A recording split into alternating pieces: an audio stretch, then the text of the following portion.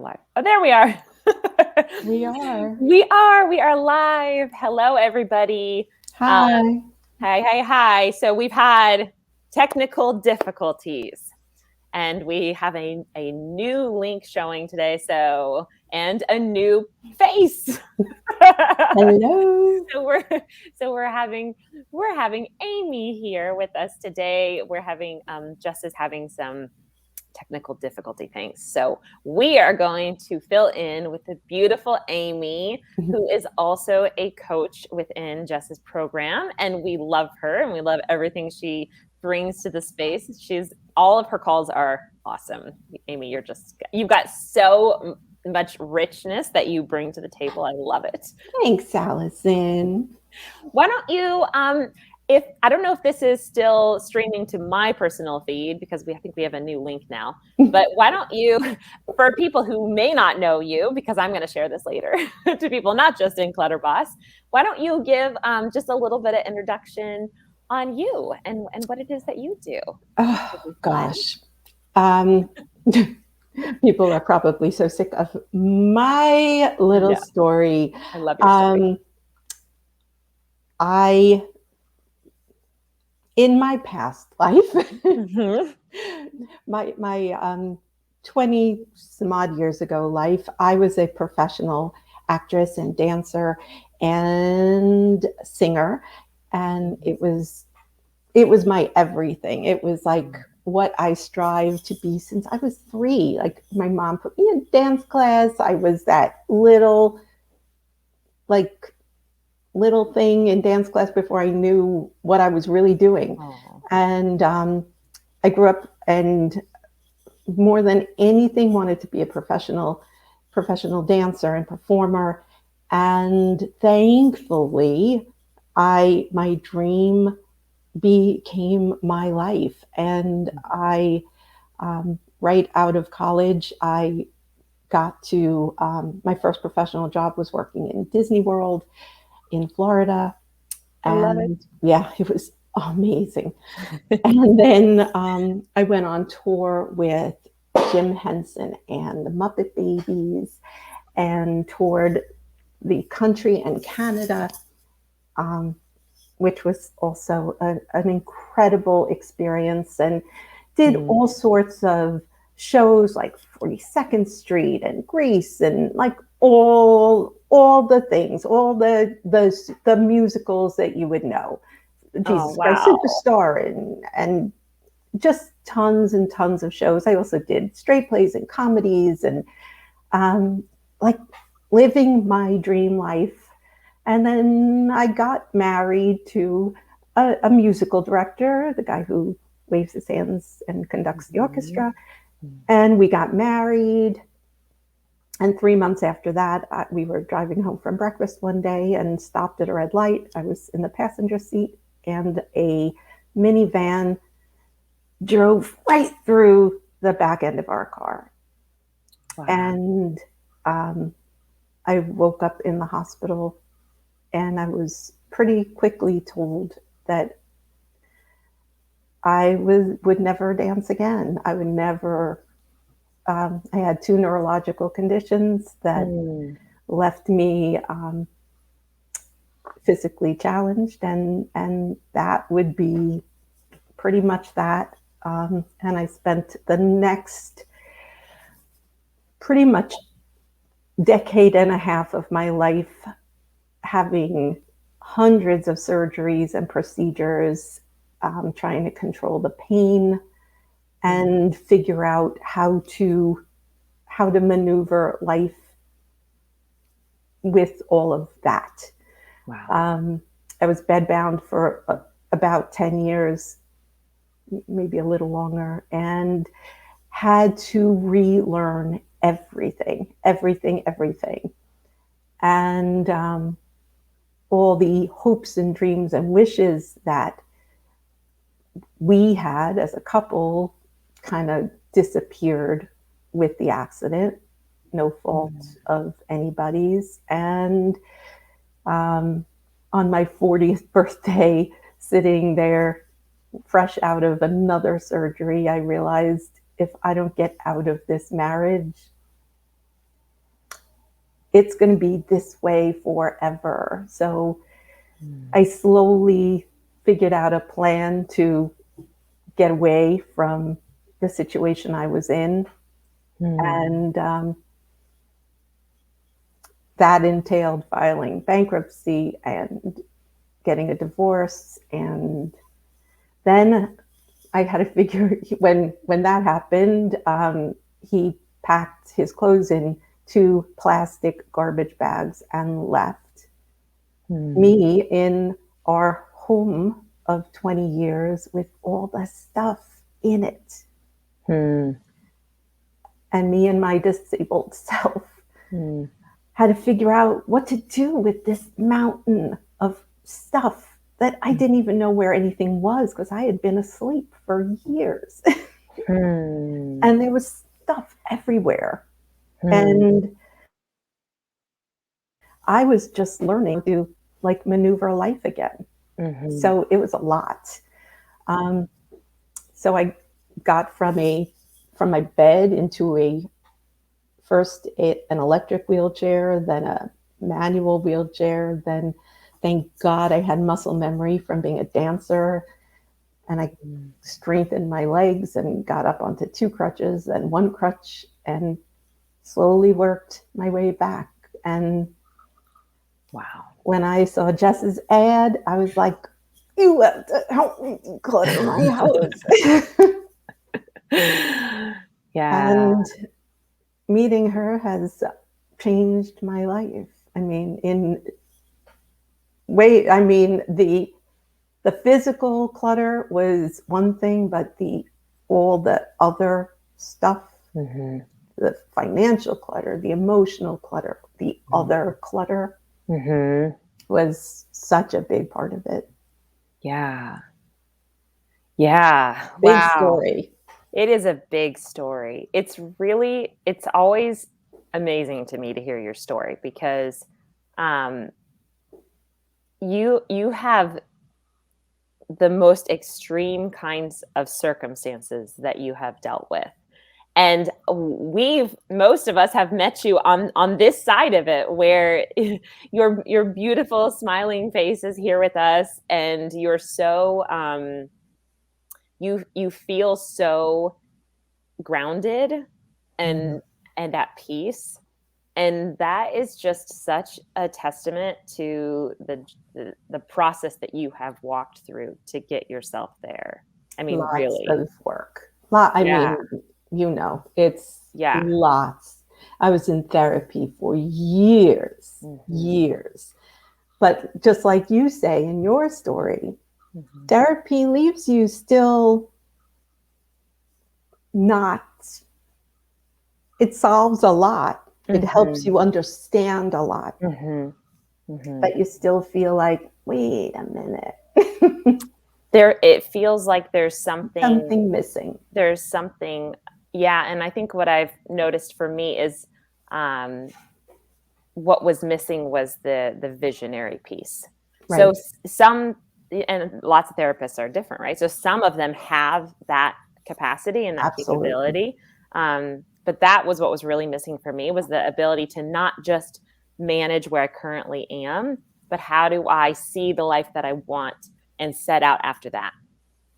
Right. So, and I feel like you have really done so much of that, like probably in ways that you didn't even necessarily know, but your own ability, like your own drive to survive and not just be where you were, but actually move forward, is so inspirational. Yeah, it was literally just getting from, I'm telling the entire story from one thing to another, but each thing was like one little piece at a time.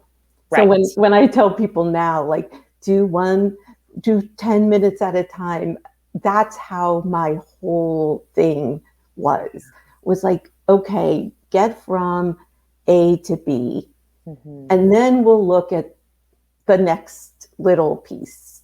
Yeah. And like the entire thing was like, okay, if I can do one little piece of this, Then we'll figure out what the next piece is, because Mm-hmm. it was so enormous. It was Yeah. just so big. If I couldn't get myself out of bed, the next piece didn't even matter. Right. So Right. And I that's couldn't put the so cart before important. the horse, basically. Yeah, and that's such a crucial thing that you've said too, because I think that for anybody who's just joining, Jes was not able to be here. We had technical difficulties. We have a very special guest, Amy, and what I intended to kind of bring to the table today was the topic of comparison, because it's such a weighty topic to us. And I think that it's interesting to look at you, like if you in your like a very initial state, right? If I can't get out of bed, how would I even do these other things?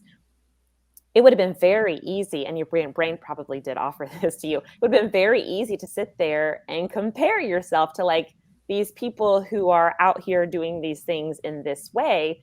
If that's the vision that I'm looking at this with, like all the things that seem insurmountable, like just such a huge mountain to even get to that point, it shuts you down, right? Like you can't even get to the point where your body is like, sure, let's try to get out of bed. Like Yeah. it takes away from the ability to look at the piece by piece. Yeah. So how cool that you were able to, do you remember like some of those initial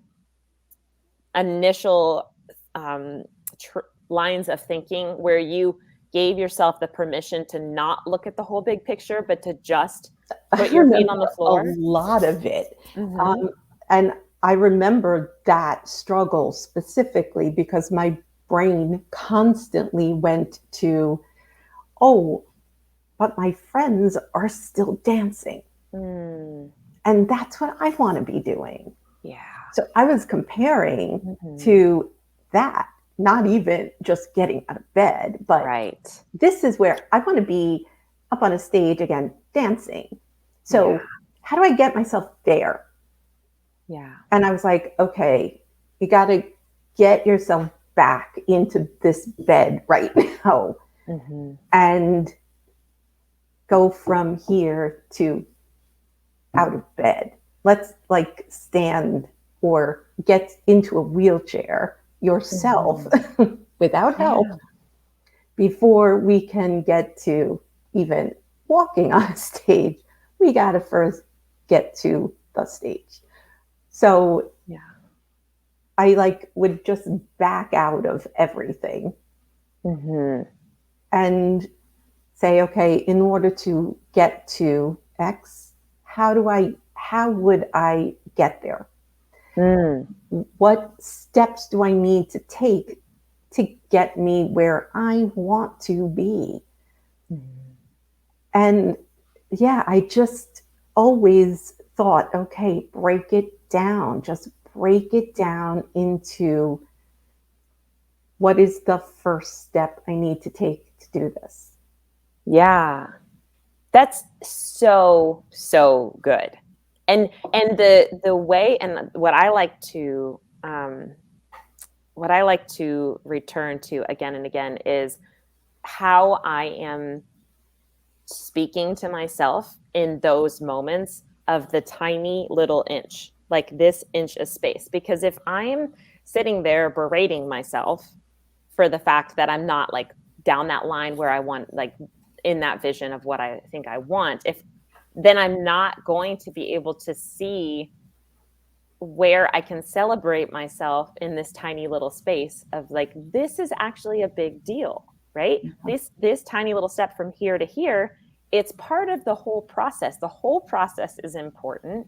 The whole process is something that that I can really be in without just thinking about like, I'm only going to be okay with myself once I'm at that end point, right? It's how I'm going to be okay with myself and be my own friend and my own advocate in the tiny little spaces. Because it's kind of like when you learn how to walk alongside next to yourself and begin to have a relationship with yourself and actually see it that way, then you can see the places where you've been shaming yourself, right? Which never makes the step happen, right? Yep. But if you can become the person that's the encourager of yourself, then those steps actually start to become something that you And want to it's do. so hard because we are so hard on ourselves. Yeah. And especially in really tough moments, which, let's bring it right back to decluttering.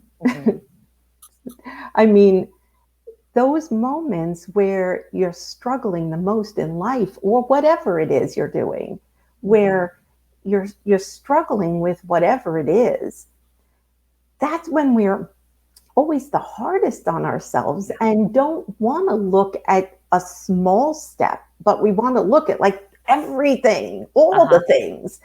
And you never want to look at like, okay, what's the smallest thing I could do right now? Because it looks so minuscule in comparison to the whole.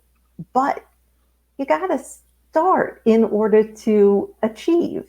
Which is still just perspective, right? Yeah, because it's perspective. still all just a story. When we can be like, when we can sit there and we can say, this little piece feels too minuscule compared to the whole thing.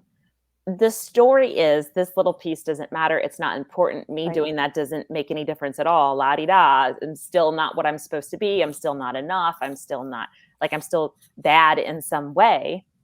That's all a story. That's all like a certain lens through which you can see it. But you could choose to look at it through the lens of, actually, this one little step is one more step where I learn how to have my own back, how to celebrate myself, how to encourage myself. And then when I've done it, I'm like, hey, I feel so empowered. Yeah. So like, oh, okay, look at me. I did that. Hey, let's do that other step. There's a different energy behind it rather than when we have the energy of like, okay, fine, you did that one thing. Yay for you. You're still not there. You're still not there. It just makes us shut down and we're never going to go anywhere we want to go. And it's such a different energy. I mean, it's such a different energy. Yeah. One fuels and the other really just makes it drag and doesn't. It's like either putting a wet blanket over yourself or energizing yourself. Yeah. Yeah. When people talk about like, I just need motivation, that's a big hot topic. Like, why can't I just be motivated? Well, because you're kind of, the way in which you're talking to yourself is very demotivating. Yep. Like you're not giving yourself the, you're not being your own fan. Yep. You're not being your own support. So if that's the case, then the voices in your head are really doing the opposite of it, and you're not going to be motivated. Your body is going to rebel. This is what I have found. My body actually rebels when I am not when I'm not talking to myself like a friend, when I'm not being conscious of my relationship with myself and how I'm advocating for myself, my body rebels. It's like, okay, fine, we're just going to sleep. I don't want to do anything. Like, I'm just going to eat all the sugar. I'm just going to shut down. And like my body itself rebels against me because it's like, you're not taking care of us. I don't trust you. Yep. It's so true. Yeah. Yep. And I mean, there were certainly periods of time or, times that I was like, this is never going to happen, or doctors' visits where, they were like, things are bad right now. And I was like, it's never going to change. But, you just bounce out of that and say, you know what? They only know as much as they know. And I'm going to prove them wrong. Yeah. I love that you... Hi, guys. Oh, you're okay. I love it that you were able to have like not just be in the space of like, these are what the doctors are saying, or these are what the people are saying. This is what the circumstance just is, because it's really easy to be there. And our brain will always be in that more negative space by default. So I think it's really amazing that you had the capacity in you to like zoom out of that and like be outside of it, looking at it like maybe that's what they think. Maybe I'm going to think something else. That's everything we coach on. And you were able to do that without really anybody necessarily walking you through that, which is amazing. I had a lot of backstory even before that. In my childhood, I was abused physically by my father as a kid. So I grew up with a tremendous amount of learning how to have to at a really super young age. I mean, I didn't have it at that age, trust me, because when you're going through something like that, all you know is somebody who you're supposed to trust more than anybody in the world is not there for you. But having to overcome that taught me a super good lesson at a really super young age.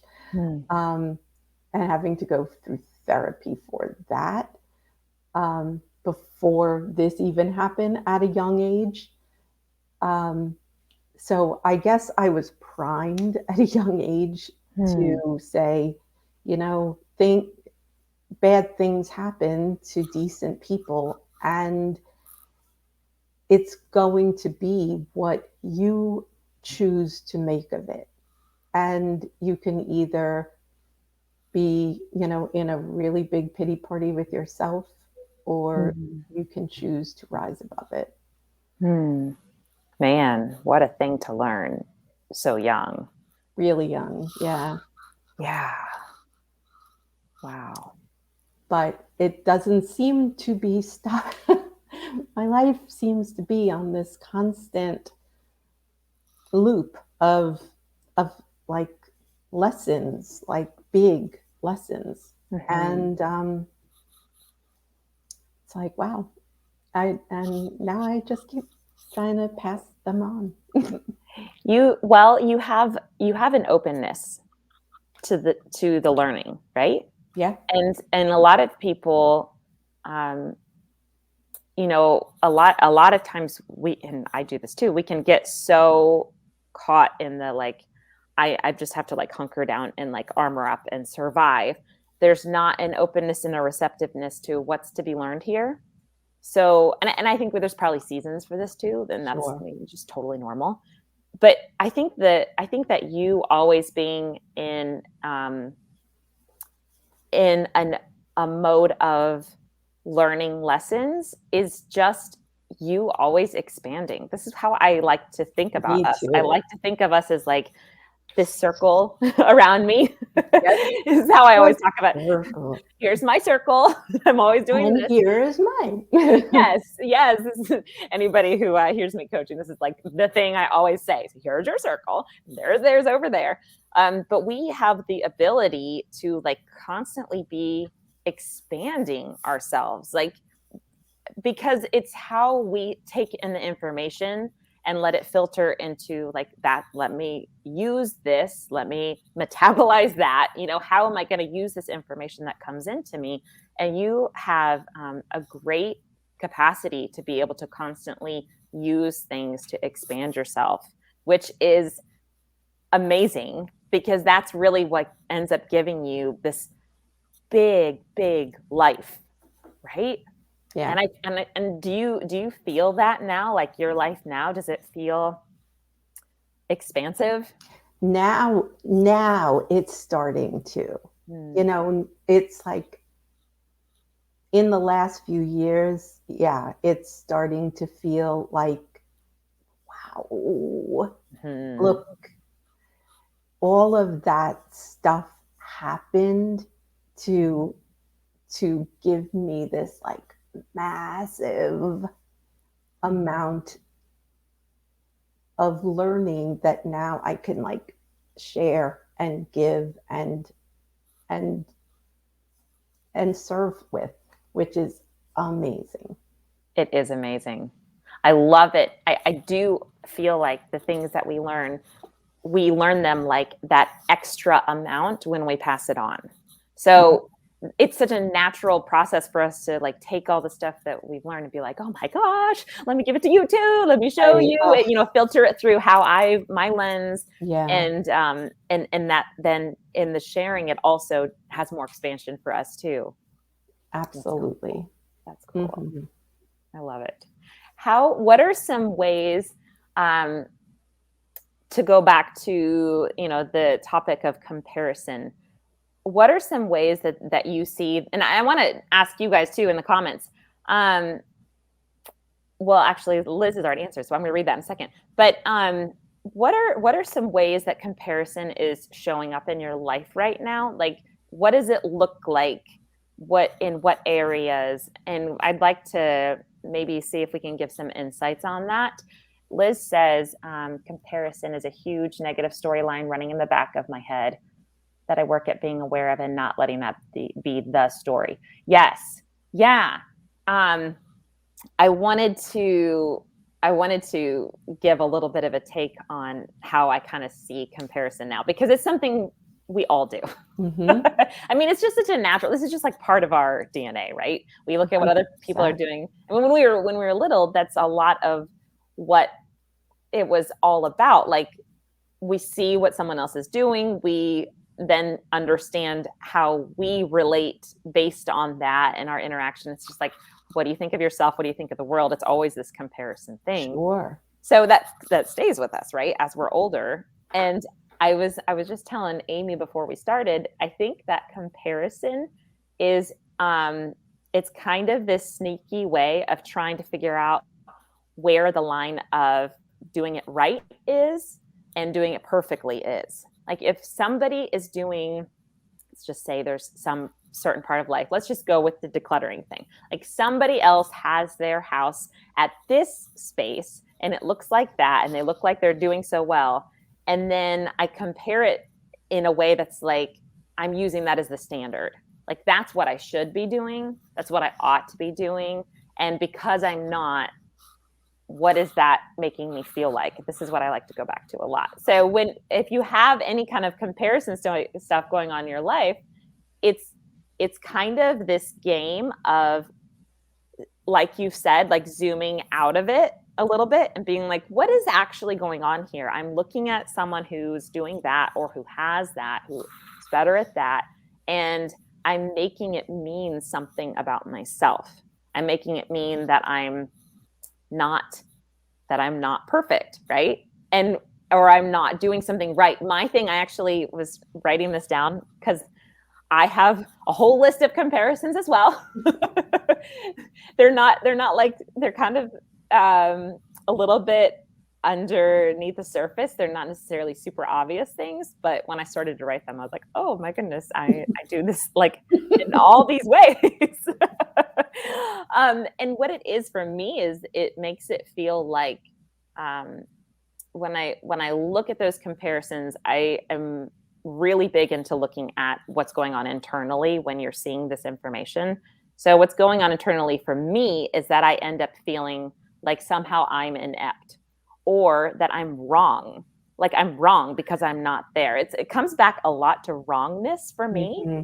Like, I make this story of like, somehow there's something wrong with me, or I am wrong because I am looking at this other piece of information and how I'm comparing it to myself. And I think that is what comparison actually boils down to, is what the story is that we're making about ourselves based on this other information that we see. Do you find that to be true with your current situation in life, Amy? I compare with a lot of things. Where I should be, where I should be physically compared to where I am, where I should be financially compared to where I am. That's a big one. And with my situation, it's huge. And yeah, I constantly like cut myself down. Mm-hmm. But I also try,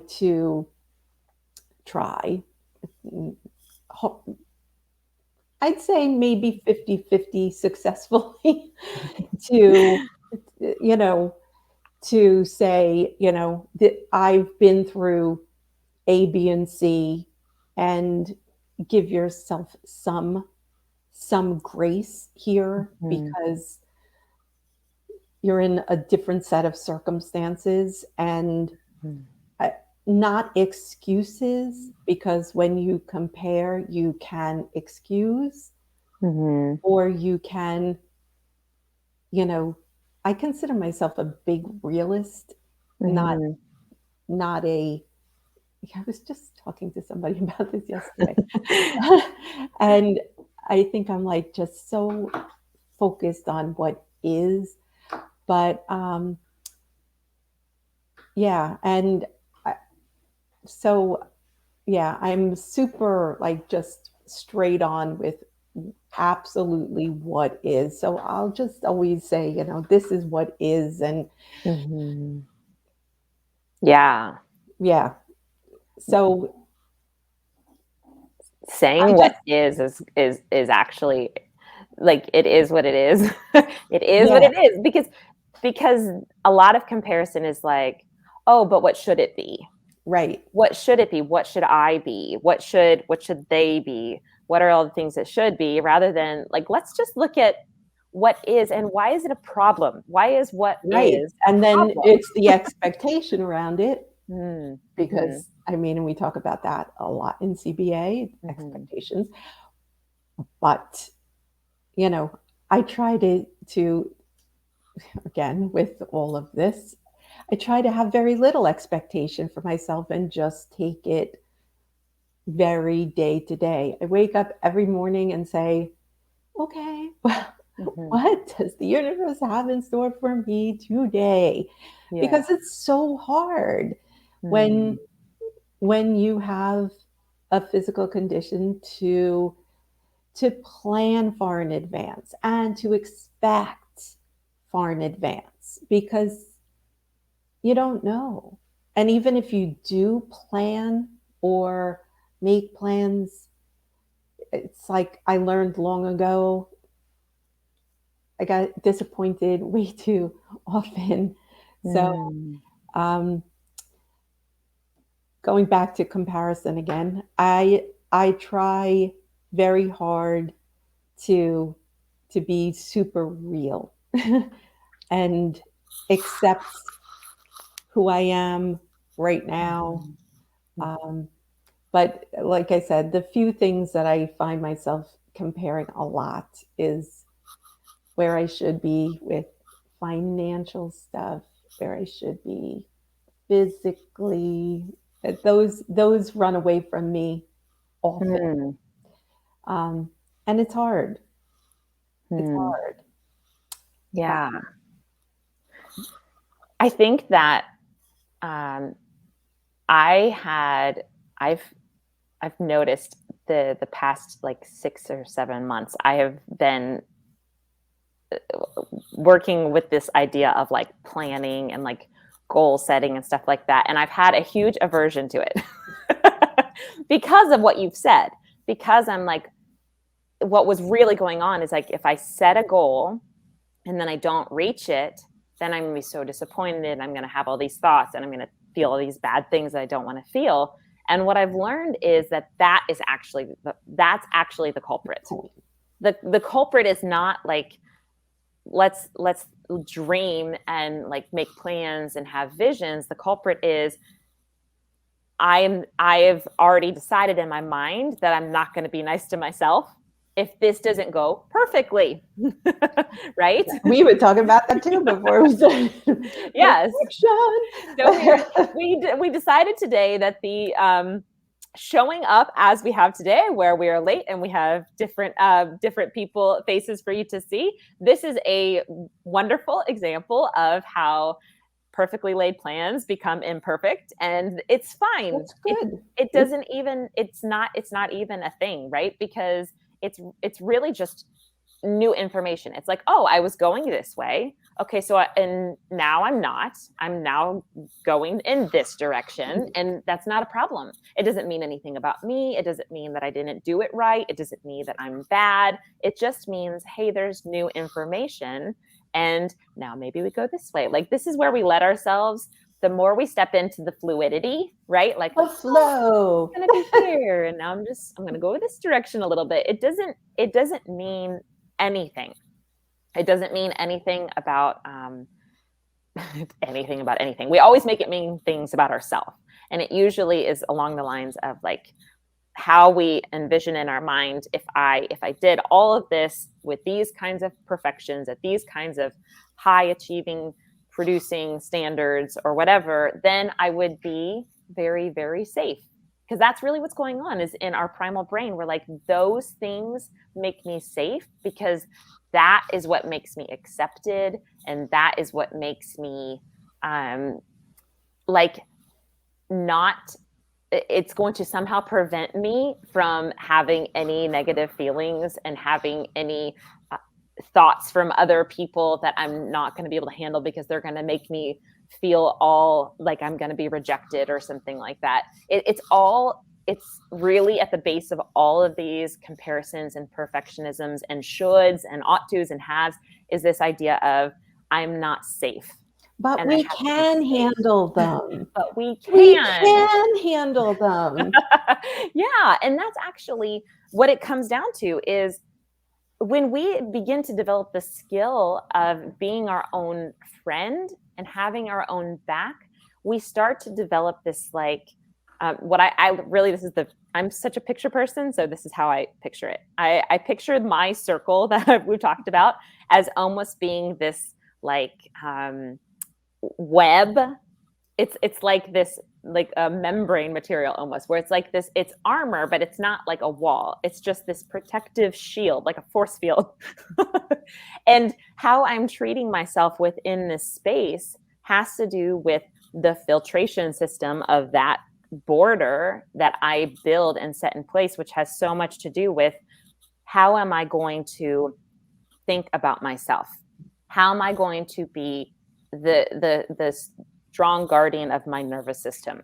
How am I going to be the one in charge of my feelings? How am I going to be the one who is like, how am I going to take charge of the way I am and feeling in any circumstance? So sure, I'm going to get to a place where I'm going to have feelings of, oh my gosh, I am not being accepted, or I'm being viewed in this way, or I'm feeling these feelings I don't want. All those are just circumstances that can happen. But when I am building up my own space that's safe, and that I can be how I want to be, where I've learned, it's like a haven of, this is where I can breathe. This is where I can just be in this world. Then no matter where I go, I'm going to be fine. That's right. I don't have to control all that stuff out there. I don't have to be perfect, because I'm always going to be okay within myself. Yep. Yeah. That's my whole It's so good when you get to that place too, because then nothing else matters, because you are always okay. And for anybody who might be hearing this and think that that's like a location, it's not a location. This is a thing that we're constantly building. Yeah, it's like I am not like at some certain place where I'm perfectly always okay within myself. This is something that every single day I'm like building that structure. So as I go, it's getting stronger and stronger. But I mean, I'm still constantly feeling the same things as everybody else. It's just that now I have learned some skills that are building this structure that I can return to constantly, right? Yeah, and that's the best, because when you start feeling that within, it's comfort during the discomfort. Yes. Yeah, I had before I knew how to do any of this stuff, before I had any tools or skills at all, I had a therapist say one time that if like imagine that you're sitting here and there's just like a hurricane around you and just like all the things are crazy.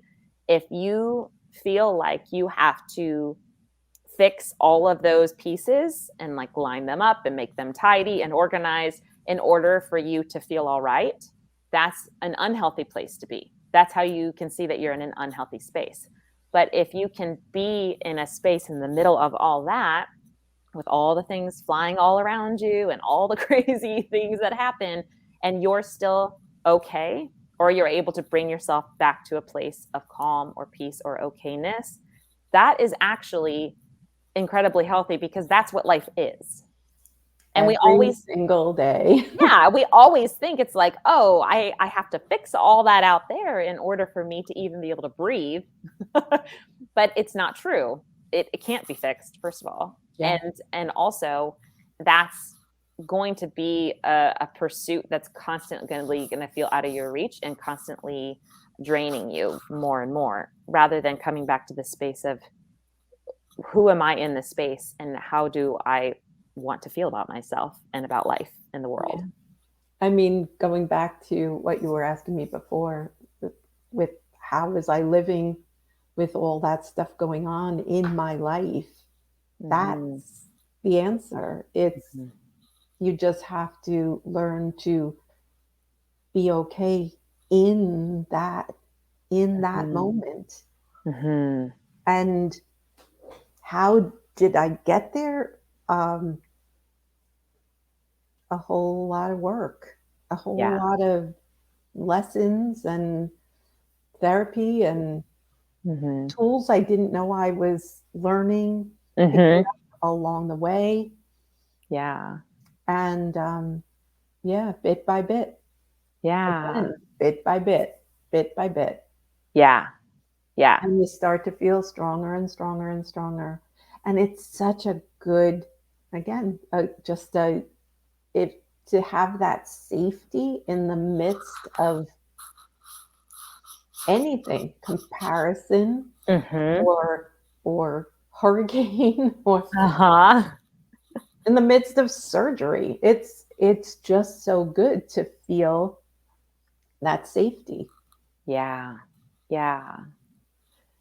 Safety is one of my favorite words, because I've realized just at such a subconscious level how much of my life I had this like on edge alertness. Like I wasn't just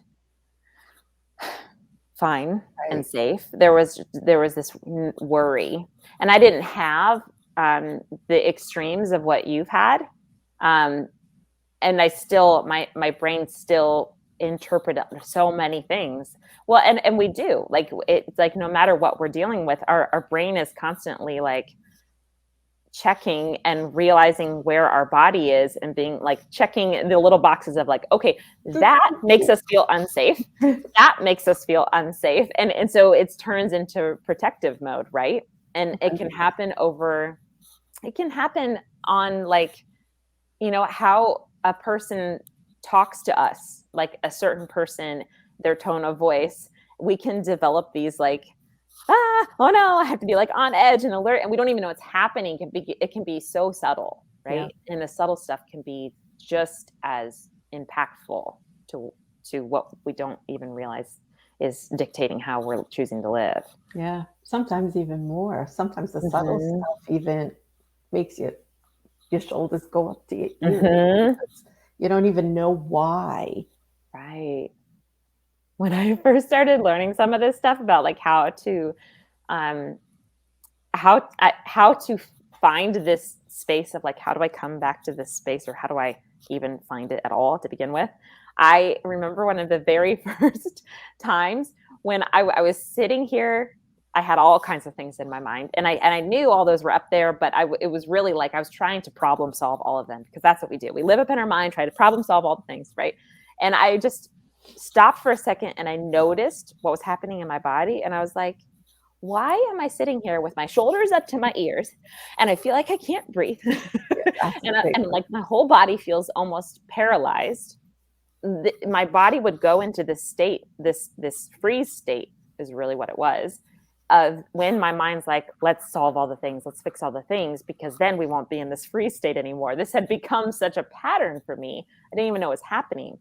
And I was like, oh my gosh, nobody is like sitting here forcing me to have my shoulders to my ears. Like, why does it actually feel like I can't relax? I literally thought, like, I can't relax. I can't breathe. I was like, okay, let's see, can we push our shoulders down? Does that work? It was almost like I had to like be out of body, talking to my own body to be like, let's see, can we put our shoulders down? Can we take a big breath? I know you think you can't, but can we? Let's just do it. Try it.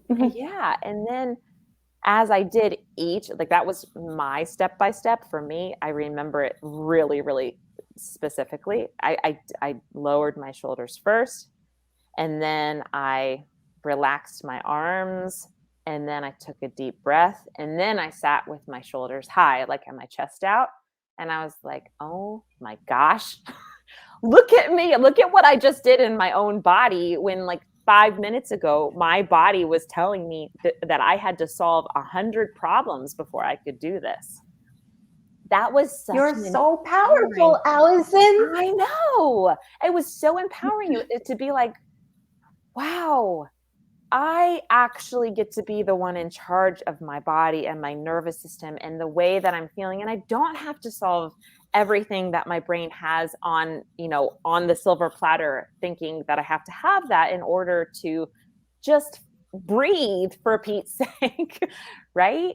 It was one of the most empowering moments that I have experienced. And I have gone back to that again and again and again. And do every single time I do it, it builds a little bit more of my self-trust, a little bit more of like, yes, I am actually in full autonomy here. Yes, I am actually the one choosing how I'm going to experience my life. And I've used, like, it's crazy to me how that little thing was it's building the space.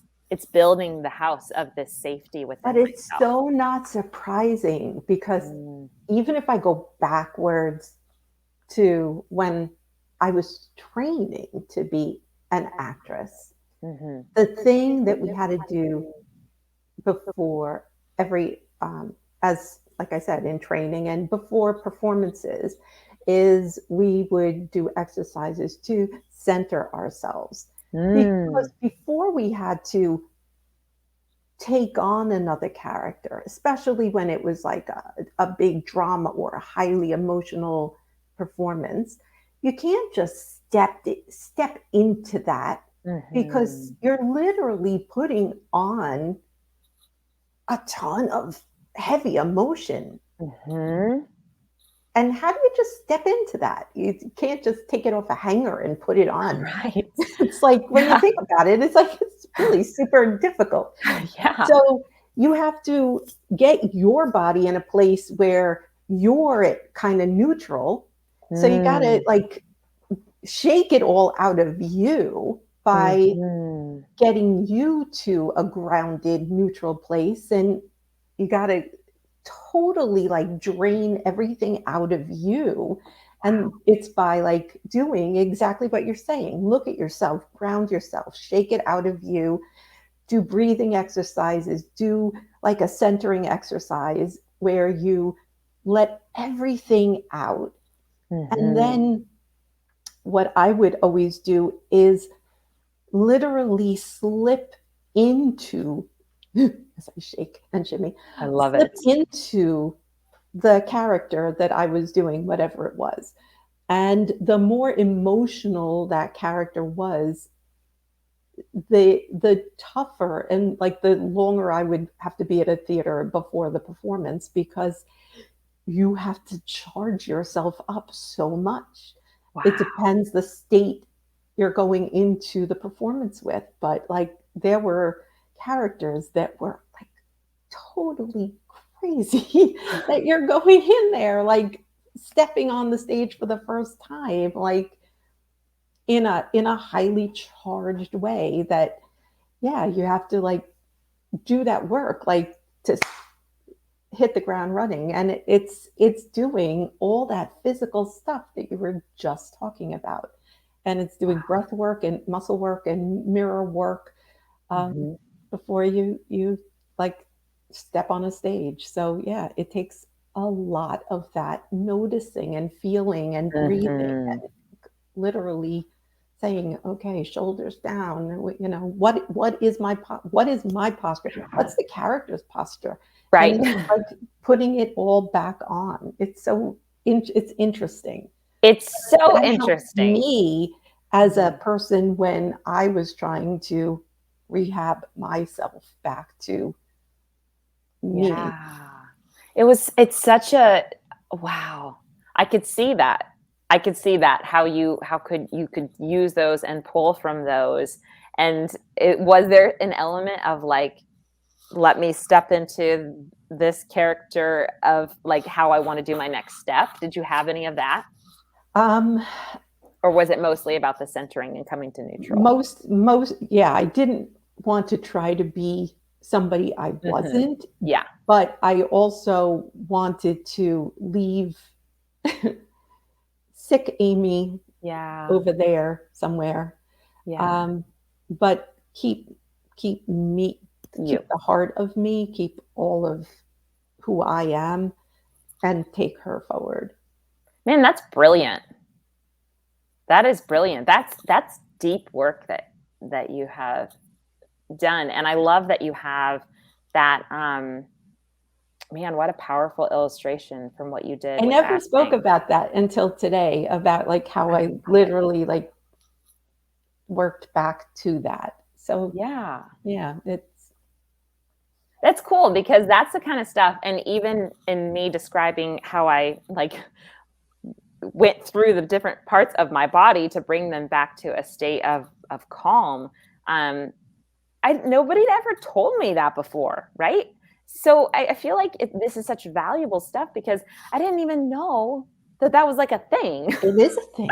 I know. It is totally a thing. It's actually like one of the biggest things. It's a huge thing. Yeah. That's so cool. What a valuable experience that you've had. And thank you for bringing all that to the table with us. Thank you. Yeah. Let's see if there were any questions that we missed. Cool.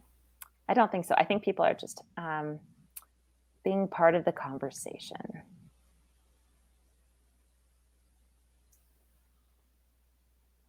Yeah. Yeah. Good thoughts. Good thoughts, guys. I love this. Thanks for being in here. All of our wonderful audience. We love it that you're here with us every week. And thank you, Amy, for being here this week. This was such pleasure. A lovely conversation. I love Thank it. you, Allison. I love it that we're like not anywhere near in the same location, and yet we are able to step into a room together and talk. It's so great. It is. It's awesome. If anybody has really clever names for a title, as you guys are always really, really great with your names, I think that something along the lines of comparison is probably comparison, perfectionism. Those are some of the things, and overcoming lots and lots of things. I'm super not good at titles on demand, so if anybody has any good with words, titles, people, feel free to put it in the comments. Do you have any last thoughts, Amy? No. I think that we're talking so much. I know. I feel that. I sure don't. That's great. I love it. Well, thanks, guys. Thanks, guys, for showing up with us today, and with all of thank you, Gina. That's a good one. Rise up from comparison. Very good. I like that. That's good. Thanks for being with us in our imperfect showing up, and thank you for just always having a wonderful space for us here. So good. Yes, keep those comments coming. We'll look at them and choose one. All right, Amy. Well, Thanks so much. We'll wrap this up here, and thanks for being here with us today, guys. I think that if we just leave the studio, Amy, that it will quit. If not, I will make sure Joanne shuts it down for us. All right. We'll see you all next week. Bye. Everybody.